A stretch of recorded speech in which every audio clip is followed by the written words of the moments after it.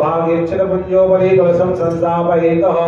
ओम कलश को स्पर्श करिएगा। ओम हरि ओम ततवाचामि ब्रह्मणा वन्दमानसदाशास्त्रे यजमानो अमृमहे हैडमानो वरुणे अवोधुसगुं समानायु ब्रह्मोगी। वरुणाय नमः। चतुर्दिशां पूजयित्वा चारों दिशाओं में तिलक लगाइए। पूर्वे ऋग्वेदाय नमः। ऋग्वेदं पूजयामि। दक्षिणे यजुर्वेदाय नमः।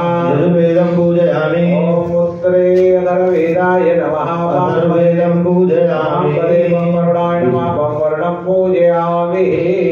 ओम चेति दानि विजरन्ति सगातानि गणकेडानि सहस्रयोजने वदन्नवानि तन्मस्मि धियस्तवारं वरुणाय वेदं पं पं पं पं पं पं पं पं पं पं बं वरुणाय नमः। तस्मादुगं गृहीत्वा सम्प्रोक्षयितः।